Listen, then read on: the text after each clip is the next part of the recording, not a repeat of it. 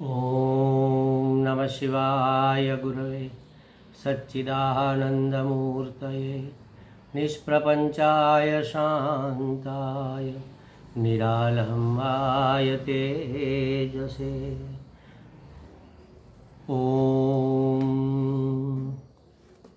विश्वं दर्पण दृश्यमान नगरी तुल्यन्निजान्तर्गतं पश्यन्नात्मनि मायया बहिरिवोद्भूतं यथा निद्रया यत्साक्षात् कुरुते प्रबोधसमये स्वात्मानमेवाद्वयं तस्मै श्रीगुरुमूर्तये नमः। इदं श्रीदक्षिणामूर्तये जन्माद्यस्य यतोऽन्वयादितरतश्चार्थेष्वभिघ्नस्वराट् तेने ब्रह्महृदाय आदिकवये मुह्यन्ति यत् सूरयः तेजो वारिमृदां यथा विनिमयो यत्र त्रिसर्गो मृषा धाम्ना स्वेन सदा निरस्तकुहकं सत्यं परं धीमहि सत्यं परं धीमहि। ओम सच्चिदानंदरूपाय विश्वोत्पत्त्यादिहेतवे तापत्रय विनाशाय श्रीकृष्णाय वयं नुमः। श्रीकृष्णाय वासुदेवाय हरये परमात्मने प्रणतक्लेशनाशाय गोविंदाय नमो नमः। गोविंदाय नमो नमः। हरि ओम। श्री गुरुभ्यो नमः। हरि ओम।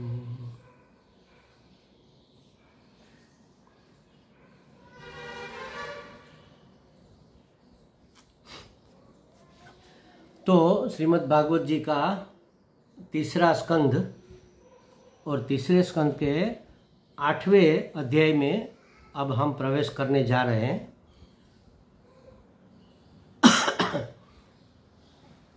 जब विदुर जी ने मैत्रेयी मुनि को कहा कि आप हमें भगवान और भगवान के अवतार और उन्होंने जो जो लीलाएं की है सृष्टि सर्जन करके उसके विषय में हमें बताइए ताकि हम उन सभी विभूतियों के दर्शन करके परमात्मा चिंतन कर सके। तब मैत्रेयी मुनि विदुर जी को कहते हैं कि हे विदुर जी, संसार में प्राणी सब आए थे अपना पुण्य का फल भोगने के लिए, थोड़ा सा सुख पाने के लिए, लेकिन उल्टे ऐसे जाल में फंस गए जिसका कोई अंत नहीं। उनकी चाहिए चाहिए की भूख बढ़ती ही जा रही है। देखो, जाल में फंसना माने क्या? कामनाओं की जाल में कामना करने के बाद उस कामना के अनुसार कर्म करने की जाल में और कर्म करने के बाद उसका फल भोगने की जाल में हम फंस रहे हैं। काम कर्म फलोपभोग रूप यह संसार चक्र मिटता नहीं है। हमें जन्म मिला हमारे पूर्व की कामनाओं की पूर्ति के लिए, सुख के लिए हमने कामना की थी, सुख के लिए जो भी करना चाहिए वो करने की हमने कामना की थी। जैसे कि हमें बहुत अच्छा भोजन मिले ये कामना हुई और दूसरे जन्म में हमें बहुत अच्छा भोजन मिला, तो हमने उस भोजन का उपयोग नहीं किया, उपभोग किया। माने उस भोजन को करते वक्त और कई कामनाएं जगा दी कि ऐसा भोजन बार बार मिले, इसमें ये भी सम्मिलित हो जाए, इसमें से ये से थोड़ा खट्टापन है, थोड़ा तीखापन है, थोड़ा येपन है, थोड़ा वोपन है, वह निकल जाए। ऐसी ये तो शुद्ध हाँ बिल्कुल सामान्य उदाहरण हम देख रहे हैं। इसी तरह जीवन में कई कामनाएं होती है कि मुझे गाड़ी मिले, लाड़ी मिले, बंगलो मिले, मान मिले, प्रतिष्ठा मिले, पद मिले, ये सब हमारी कामनाएं होती हैं। तो विदुर जी ने कहा कि संसार में प्राणी आए थे वो अपनी कामना की पूर्ति करके अपने पुण्यों का फल भोगने के लिए, थोड़ा सा सुख प्राप्त करने के लिए, लेकिन उल्टा वह जाल में फंस गया और ऐसी जाल में फंसा है जिसका कोई अंत नहीं है। काम कर्म और कर्म फल भोगते हुए मनुष्य चक्कर काट रहा है। चाहिए चाहिए कि भूख उसकी मिटती ही नहीं, बढ़ती जा रही है। इसलिए हमारे शास्त्र में कहा कि कामना की पूर्ति से कामना का अंत नहीं होगा। ये तो अग्नि में आहुति देने के बराबर है। अग्नि में हमने आहुति दे दी घी की, तो अग्नि बुझ नहीं जाएगी और प्रज्वलित हो जाएगी। तो उसी तरह कामना की पूर्ति में कामना का नाश नहीं है, कामना के नाश में ही कामना की पूर्ति हमें समझ में आ जानी चाहिए कि अब हमें कोई कामना ही नहीं है। कब होगा ये? जब हमें अपने आप का परिचय होगा। अभी हम अपने आप को अपूर्ण, आधा अधूरा मान रहे हैं, इसलिए पूर्ण होने का प्रयत्न करने की कामनाएं कर रहे हैं। लेकिन जब हम जान जाते हैं कि हम ब्रह्मास्मि, मैं ब्रह्म हूँ, मैं पूर्ण हूँ, तो फिर किस चीज़ की कामना रहेगी? पूर्ण में तो कोई कामना हो ही नहीं सकती ना। पूर्ण माने सब कुछ वही है, सब कुछ उसमें है, सब कुछ उसका है, तो क्या कामना रह जाएगी? तो इसलिए कहा कि चाहिए चाहिए कि भूख मनुष्य की मिट नहीं रही है, बढ़ती ही जा रही है। तो कहा सोहम नृणानां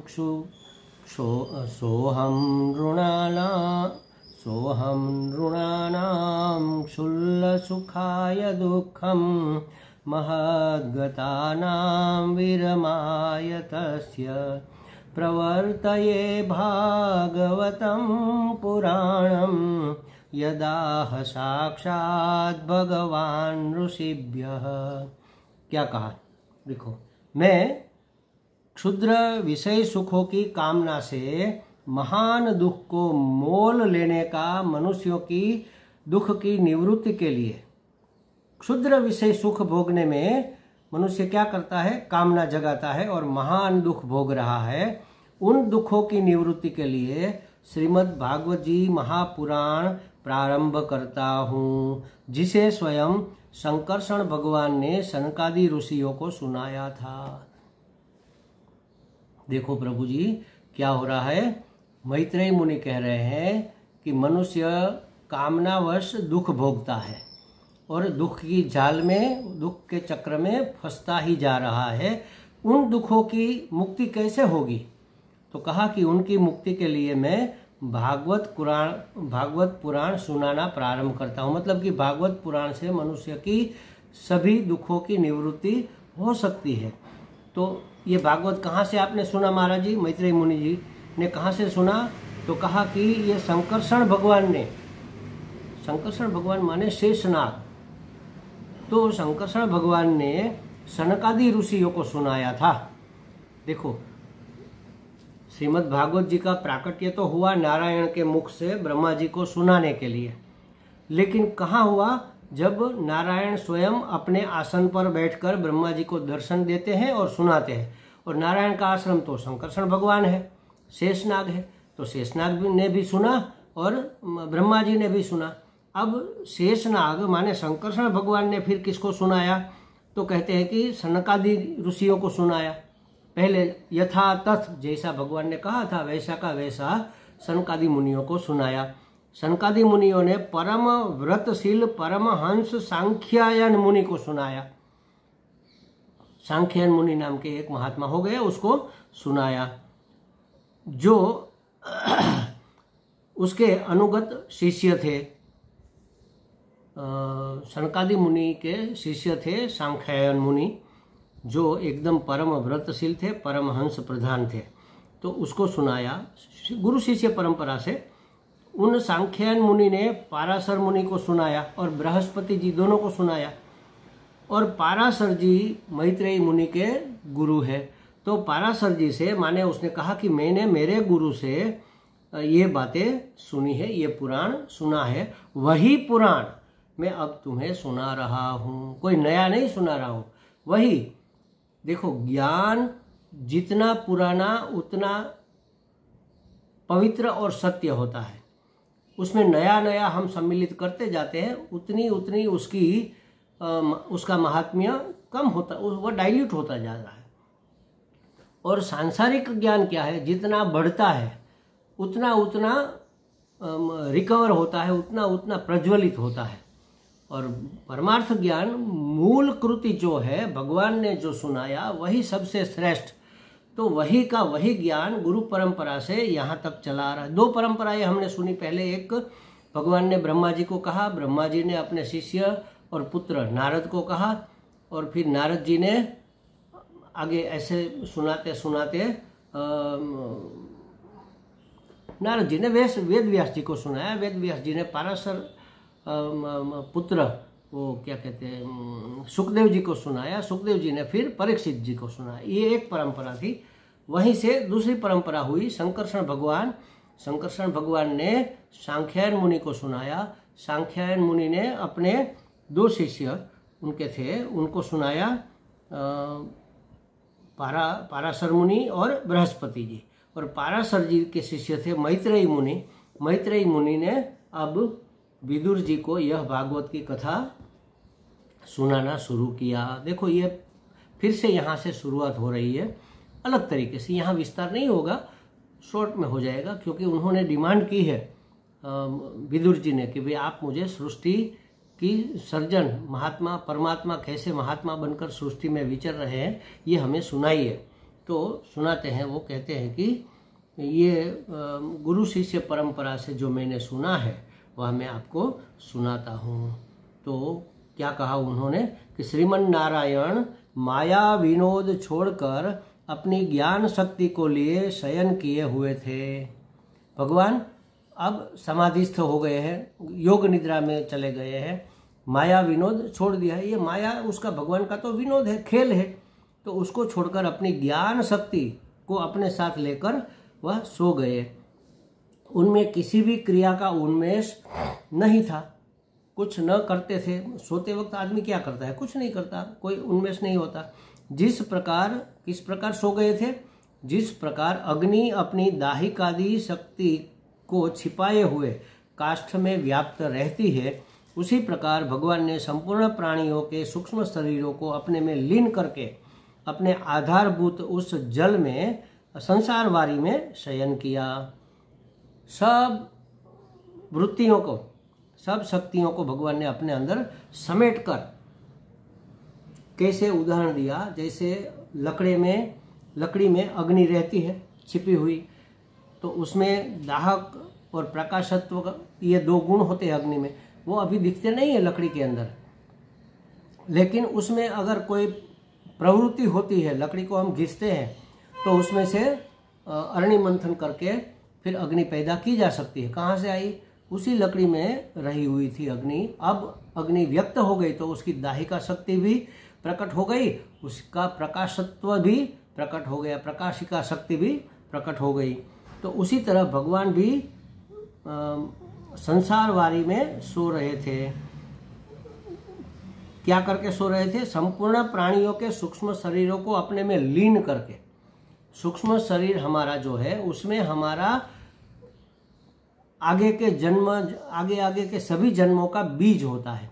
अपने कर्म फल देने के लिए जो अभी उद्भूत नहीं हुए, वह संचित कर्म हमारे जमा रहते हैं। उसके संस्कार, उसकी कामना, उसकी वासना हमारे अंतःकरण में रहती है।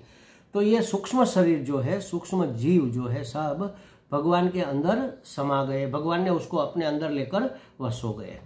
सिर्फ उन्होंने अपनी काल शक्ति को जागृत रखा, बाकी सभी शक्तियों को समेटकर वह ज्ञान शक्ति, क्रिया शक्ति, इच्छा शक्ति, ये सब अपने अंदर समेटकर सो गए। और काल शक्ति को जागृत रखा। क्यों जागृत रखा? जरूरत पड़ने पर वो उसे जगा सके, भगवान को जगा सके। जब सृष्टि करने की बात आएगी तब काल शक्ति भगवान को जगाएगी और भगवान इच्छा करेंगे तो फिर इच्छा शक्ति के बाद क्रिया शक्ति आती है, वो क्रिया होगी सर्जन की, और फिर पालन की, और फिर संहार की, फिर से संसार चक्र शुरू हो जाएगा। तो इस प्रकार अपनी स्वरूप भूता चित्त शक्ति के साथ 1,000 युग पर्यंत जल में शयन करने के बाद उन्हीं के द्वारा नियुक्त उनकी काल शक्ति ने उन्हें जीवों के कर्मों की प्रवृत्ति के लिए जगाया। भगवान सो गए 1,000 चतुर्युग पर्यंत। 4 युग की एक चतुर्युगी होती है, ऐसी 1,000 चतुर्युगी तक वह भगवान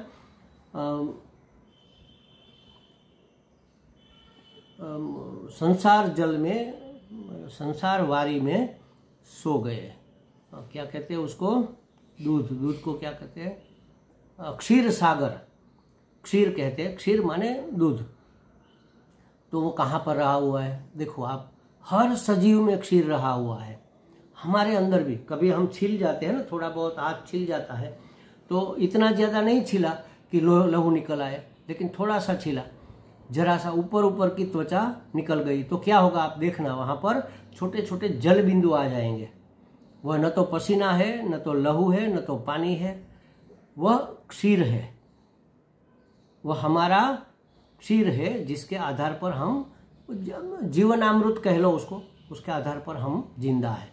उसी तरह आप किसी भी पेड़ पौधे को छीलो तो उसमें से जल निकलेगा। जैसे आँख है तो उसको छीलो तो उसमें से सफ़ेद बिल्कुल दूध जैसा जल निकलेगा, वारी। तो हर एक में ये दूध समाया हुआ है। बच्चा जब पैदा होता है तो माँ के स्तन में दूध अपने आप आ जाता है। ये कहाँ से आया? ये भगवान का क्षीर सागर है। सागर माने महान, हर जगह रहा हुआ।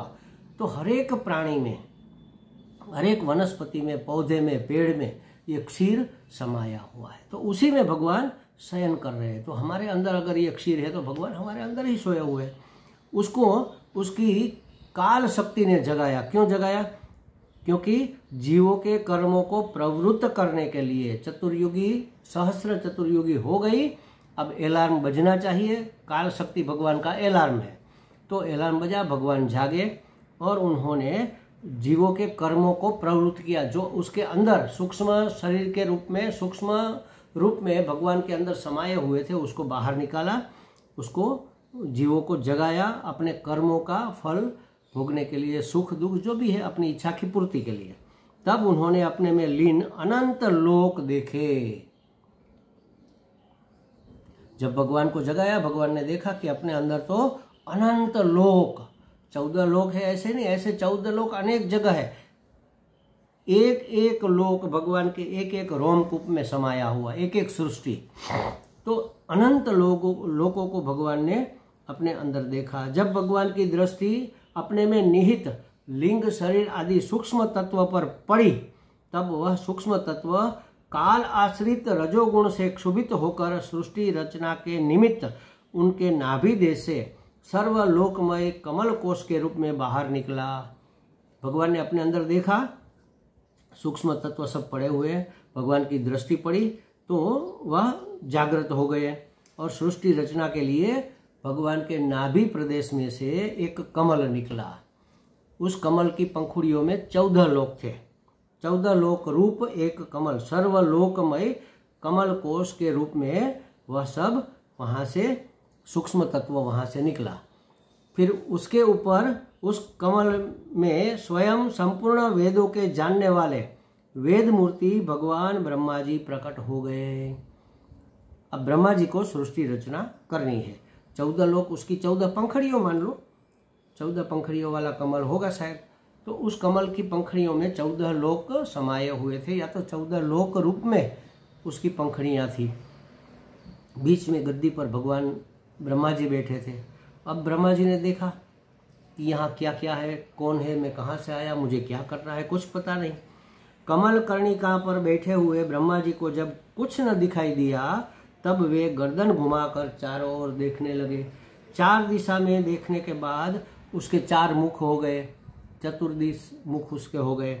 वे सोचने लगे कि मैं कौन हूँ, यह कमल बिना किसी आधार के अकेला जल में कहाँ से आ गया। क्योंकि भगवान तो जल के अंदर सो रहे थे। जल के अंदर माने वह डूबे हुए नहीं थे। जैसे हम शरबत बनाते हैं तो पानी का ग्लास भर के उसमें पहले चीनी घोल देते हैं, फिर उस पानी में चीनी कहाँ पर है, हम कहेंगे कि पानी में चीनी है। पहले हमने डाला तो चीनी पानी के तले पर, ग्लास के तले पर चली गई, लेकिन घुलने के बाद हर जगह व्याप्त हो गई, तो कहेंगे कि पानी में चीनी है। बस उसी तरह जल में भगवान नारायण सोए हुए हैं, सुषुप्त अवस्था में, अभी जागृत नहीं है, अंदर है। तो उस जल में जब कमल दिखा तो उसने सोचा कि कमल कहाँ से है, क्योंकि भगवान तो दिख नहीं रहे, वो तो जल में है, जल में घुल मिल गए हुए हैं। हमारे अंदर जो हमने कहा ना जीवन अमृत, जो पानी निकलता है उसमें भगवान घुले मिले हुए हैं, कहाँ दिखेंगे हमें? तो अवश्य ही इसका कोई आधार होना चाहिए। ब्रह्मा जी ने सोचा कि ये कमल कहाँ से निकला, किस आधार से, या इसका कोई ठोस आधार होना चाहिए। जैसे पेड़ खड़ा रहता है तो उसका आधार धरती होती है, जैसे फूल गमले में खिलते हैं तो गमले की मिट्टी उसका आधार होती है। तो इस तरह से ये कमल का कोई आधार होना चाहिए। ऐसा सोचकर वह कमल नाल में घुस गए और देखने के लिए चले गए कि कहाँ है इसका अंत और कहाँ पर यह ठहरा हुआ है। ढूंढते रहे, बहुत समय निकल गया, लेकिन वर्षों तक ढूंढने के बाद भी उसको कुछ न मिला। तब वह लौट कर आए और अपने स्थान पर बैठ गए। भगवान की आकाशवाणी हुई कि भाई तप करो, तो आंखें बंद करके समाधिस्थ हो गए। जो वस्तु सैकड़ों वर्षों तक ढूंढने पर भी नहीं मिली थी, वह ध्यान लगाते ही अपने हृदय में प्रकट हो गई। उसके हृदय में भगवान प्रकट हो गए, जो कमल का आधार थे। भगवान ने उसको दर्शन दिए, उसके लोक के दर्शन करवाए और उसको उपदेश दिया कि भाई तुम्हें सृष्टि की संरचना करनी है। तो उसने कहा भगवान मैं कैसे करूँगा? तो उसने कहा तुम वेद गर्भ हो, सारे वेद तुम्हारे अंदर समाये हुए, जरा याद करो। क्योंकि अभी तो प्रकट हुए हैं, तो उसको याद नहीं था कि मुझे क्या करना है। तो वेद में सभी प्रक्रिया दी गई है, पूरे संसार की समष्टि की सभी बातें वेद में समाई हुई है। कैसे सर्जन करना चाहिए, कैसे पालन करना चाहिए, कैसे उपसंहार करना चाहिए, सब बातें उसमें लिखी है। तो उसने कहा कि हे वेद गर्भ, तुम इस प्रकार से सृष्टि का सर्जन करो। फिर ब्रह्मा जी ने कहा कि मैं सर्जन तो करूँगा, लेकिन आपकी माया मुझे फंसा देगी। किस तरह से मुझे सर्जन करना चाहिए, आप मुझे बताओ। तब भगवान ने चतुश्लोकी भागवत का उपदेश किया। देखो, अब ये जो हमारा शरीर है ना, वही समझ लो भगवान का शरीर है। तो एक मत ऐसा है कि ये जो वाणी बोली जा रही है ना, आप सुन रहे हैं, इसको वैखरी वाणी कहते हैं। उससे थोड़ा धीमी, गले में ही सिर्फ रह जाए, जैसे कहते हैं हम फुसफुसा कर बोलते हैं, वह मध्यमा है। इसके अंदर और गहरे में उतर जाओ तो फिर पश्यंती वाणी है, जो मात्र विचार रूप में है। और इसके भी अंदर, इसकी भी गहराई में चले जाओ, उसको परावाणी कहते हैं, जो सिर्फ भाव रूप होती है। तो अंदर अंदर जाते जाते भाव रूप वाणी कहाँ पर है? मूलाधार में है, और वहाँ जाकर परमात्मा की एकता का अनुभव किया जा सकता है। तो वैखरी वाणी से निवृत्त होकर मध्यमा वाणी में चले जाओ, मध्यमा वाणी से निवृत्त होकर पश्यंती में चले जाओ, पश्यंती से निवृत्त होकर परावाणी में। ऐसा एक मत है। इसकी एक साधना ये भी है, जैसे समझो हमने किसी अपने गुरु से मंत्र लिया भगवान का, अपने इष्ट देव का, तो मंत्र जाप करना है। वैखरी वाणी से जाप करो पहले, और इतने जाप करो कि वैखरी सफल हो जाए। सफल हो जाए फिर क्या होगा? वैखरी अपने आप बंद हो जाएगी और मध्यमा शुरू हो जाएगी। ओम नमो भगवते वासुदेवाय, ओम नमो भगवते वासुदेवाय, ओम नमो भगवते वासुदेवाय, ऐसे बोलते जाओ। कब तक बोलोगे? अपने आप धीरे धीरे वाणी स्लो होती जाएगी। फिर ओम नमो भगवते वासुदेवाय, ओम नमो भगवते, ऐसी मध्यमा वाणी हो जाएगी। फिर विचारों में ही सिर्फ चलेगा, जीभ भी नहीं चलेगी, होठ भी नहीं चलेगा, मन में चलेगा ओम नमो भगवते वासुदेवाय। फिर मन भी लीन हो जाएगा, तो हृदयस्थ हो जाएंगे आप। और हृदय में जो भाव उठ रहे हैं, ओम नमो भगवते वासुदेवाय, ओम नमो भगवते वासुदेवाय, ये परावाणी है। अब परावाणी में जब आप प्रतिष्ठित हो जाओगे तो परमात्मा प्राप्ति हो जाए, परमात्मा के दर्शन हो जाएगा। जैसे ध्रुव भगवान को हुआ था। ध्रुव जी जंगल में गए और जप करने लगे भगवान का। नारद जी ने कहा था ओम नमो भगवते वासुदेवाय का जप करो, उसका स्मरण करो, उसका चिंतन करो, अर्थ का अनुसंधान करो, तो करने लग गए। और इसी रास्ते से वैखरी, मध्यमा, पश्यंती और परावाणी के दायरे तक वह जब पहुँचे तो भगवान ने उसको अंतःकरण में, उसके हृदय में दर्शन दिए। लेकिन वो तो उसमें लीन थे। फिर भगवान साक्षात भाव से, जो भाव है वह स्वभाव के, वह स्थूल रूप में भी प्रकट हो सकता है, क्योंकि पूरा जगत भाव में ही तो है। भगवान ने भाव किया और सृष्टि हो गई। तो भावमय जगत, स्थूल भाव, जब हमारे गुरु जी कहते हैं किसी बात को आप कर कर कर कर करोगे तो वह नक्कर हो जाएगी। किसी विचार को आप करते रहो करते रहो करते रहो करते रहो, वह नक्कर हो जाएगी, माने कि वह साक्षात आपको दिखने लग जाएगी। जैसे समझो कि हम भगवान की बात तो कम ही करते हैं, जो नेगेटिव बातें हैं उसको ज़्यादा सोच लेते हैं, उसका अनुभव हमें होता है। जैसे समझो कोई कहे कि इस कोने में, यहाँ पर एक कोना है, ये कोना है, तो इस कोने में भूत हो रहा है, भूत है। तो हमने देखा कहाँ पर भूत है, भूत तो कोई है ही नहीं। फिर हम डेली सुबह शाम उसको देखते रहते हैं कि यहाँ भूत है, किसी ने कहा है, लेकिन दिख नहीं रहा है, शायद गलत होगा शायद सही होगा। तो ऐसा करते करते करते करते करते रहो, यहाँ भूत है, यहाँ भूत है। एक दिन ऐसा आएगा कि आपको साक्षात वहाँ पर भूत के दर्शन हो जाएंगे, आपको भूत दिख जाएगा। कोई और भी कहेगा कि यहाँ भूत है, कोई तीसरा भी कहेगा यहाँ भूत है, कोई चौथा भी कहेगा यहाँ भूत है। तो हमारा मन उस तरह के उस आकार का हो जाएगा और हमें साक्षात भूत दिख भी जाएगा कि हाँ भूत है, हमने देखा, हमने अनुभव किया। तो उसी तरह ये भावमय जगत जो है ना, वह प्रकट हो सकता है। आगे हमने जब वो महात्म्य किया था तब हमने सुना था कि सनकादि मुनि ने जब भागवत सुनाना शुरू किया नारद जी को, तो सभी तीर्थ वहाँ मूर्तिमंत होकर आ गए, सभी सरिताएं नदियाँ वहाँ मूर्तिमंत होकर आ गई। तो तीर्थ तो उस स्थान को कहते हैं जहाँ कोई पवित्र जगह हो, स्नान करने के लिए कोई नदी तालाब या सरोवर हो। तो वह कैसे साक्षात हो सकते हैं? तो हो सकते हैं। आगे आएगा कि भाई वृक्ष की एक बेटी थी जिससे किसी का विवाह कर दिया गया था। तो ये सब भावमय जगत है महाराज, ये साक्षात हो सकता है। तो ऐसा भी एक उपाय है भगवान के साक्षात्कार का कि वैखरी वाणी से भगवान नाम जप करते करते आप मध्यमा में चले जाओ। परिपक्व होने के बाद मध्यमा अपने आप नहीं जाना, अपने प्रयत्न से नहीं जाना है, अपने आप हो जाएगा। वैखरी वाणी से जप करते रहो करते रहो करते रहो करते रहो, अपने आप वाणी धीरे धीरे धीरे धीरे सुन होती होती मध्यमा हो जाएगी।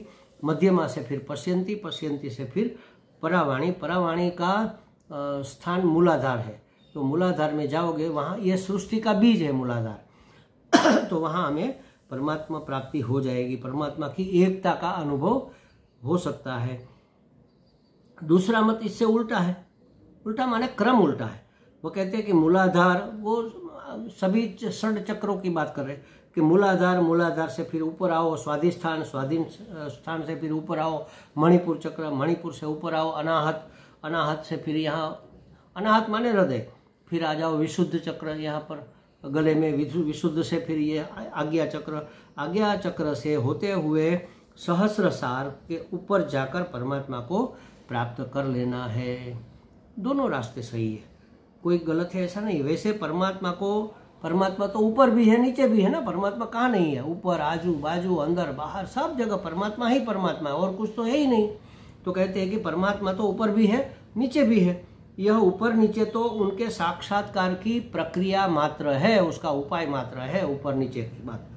वास्तव में तो हम अपने मैं के पास पहुंच जाए तो परमात्मा का मिलना बिल्कुल आसान हो जाए। अपने आप को ढूंढना है, अपने आप को खोजना है, अपने आप को पहचानना है। खोजना कहाँ पर? हम तो है ही, लेकिन हम जानते भी है कि मैं हूँ, लेकिन मैं कैसा हूँ, कौन हूँ, कहाँ हूँ, कब हूँ, क्यों हूँ, ये सब बातें नहीं जानते। तो अपने आप को जानना और अपने आप को पहचानना, ये महत्वपूर्ण बात है। तो इस तरह से हम अपने आप को अगर पहचान ले तो फिर परमात्मा का साक्षात्कार हो जाएगा। मतलब कि मानना भी हो जाएगा। हम कहते हैं ना कई बार कि हम जानते तो सब है, मानते कहाँ पर है? क्यों नहीं मानते? क्योंकि हम जो जानते हैं उसको पहचानते नहीं है। पहचानता माने उसके विषय में सब बातें जान लेना। तो कहते हैं कि आसान हो जाएगा। आगे मैत्रेयी मुनि कहते हैं, तयोर्हयैव तन्न विशर सरोजम् आत्मानमम्भ श्वसनं वियच्छ दर्दशर्देवो जगतो विधाता नातः परं लोक विसर्ग दृष्टि। ब्रह्मा जी की बात हो रही है, उन्होंने परमात्मा के दर्शन किए, तब विश्व रचना की इच्छा वाले लोक विधाता ब्रह्मा जी ने भगवान के नाभि सरोवर से प्रकट हुए उस कमल को देखा, कमल जहाँ था उस जल को देखा, फिर वियत माने आकाश को देखा, खाली जगह, थोड़ी लहरें उठ रही थी तो वायु को भी अनुभव किया और अपने शरीर को देखा, अपने आप को देखा। इन 5 पदार्थों को देखा, इनके सिवा अन्य कुछ दिखाई न दिया। तब रजोगुण व्याप्त सृष्टि रचना के इच्छुक, सृष्टि रचना के लिए उत्सुक, अचिंत्य गति श्री भगवान में चित्त लगाकर स्तुति करने लगे। कुछ नहीं देखा तो स्तुति करने लगे भगवान की, माने ध्यान किया, जब जो भी समझो, जप किया, ध्यान किया, आराधना की, तप किया, स्तुति करने लगे। अब यहाँ पर ब्रह्मा जी की स्तुति का अध्याय शुरू होता है। अथ नवमोऽध्याय, ब्रह्मा जी द्वारा भगवत स्तुति की जा रही है। तो उन्होंने कहा, ब्रह्मोवाच, ब्रह्मा जी ने कहा, श्री भगवान को ब्रह्मा जी पहचान गए, भगवान ने दर्शन दिए ध्यान से, तप से, और पहचान गए और उनकी स्तुति करने लगे कि हे भगवान, बहुत समय के बाद अब मैं आपको जान सका हूँ। क्योंकि इधर उधर देखा था, कमल नाल में घुसे, वर्षों तक उसे ढूंढते रहे। फिर कहा कि बहुत दिनों के बाद मैं आपको जान सका हूँ। हे प्रभु, आपके सिवा अन्य कोई वस्तु मुझे यहाँ मालूम नहीं हो रही है। जो वस्तु प्रतीत हो रही है वह भी स्वरूपतः सत्य नहीं है, भ्रमात्मक है, क्योंकि माया के गुणों से क्षुभित होने के कारण केवल आप ही उन अनेक रूपों में अभिव्यक्त या तो प्रतीत हो रहे हैं। वास्तव में परमात्मा ही परमात्मा है, वासुदेव सर्वमिति, यह पता हमें चल जाना चाहिए। सर्वम खल्विदम ब्रह्म, यहाँ तक तो हमें पहुँचना ही पहुँचना है। सब जगह अगर हमें परमात्मा दिखने लग जाए, जहाँ जहाँ मेरी नज़र पड़े हरि तुझ हाजरी, बस परमात्मा का दर्शन हो जाए, तो फिर रास्ता अपने आप परमात्मा के चरणों में हमें लाकर रख देता है। कहता है कि यह मैं मेरा भी दुख शोक भी तभी तक है जब तक मनुष्य भगवत शरणागत नहीं हो जाता। मैं मेरा ही तो माया है, वो माया कब तक टिकती है? जब तक हम भगवान को समर्पित नहीं हो जाते, भगवान से अपने आप को एक नहीं कर लेते, तब तक ये सब हमें दिखता है। आगे बहुत सुंदर ब्रह्मा जी भगवान की स्तुति करते हैं। ब्रह्मा जी की स्तुति तो बहुत प्रख्यात भी है और बहुत सुंदर भी है। हमारे गुरु जी ने भी उसके ऊपर बहुत सारे दिनों तक प्रवचन किया है। इसके विषय में हम कल जानेंगे। ओम पूर्णमदः पूर्णमिदं पूर्णात् पूर्णमुदच्यते पूर्णस्य पूर्णमादाय पूर्णमेवावशिष्यते। ओम शांति शांति शांति। हरि ओम। श्री गुरुभ्यो नमः। हरि ओम।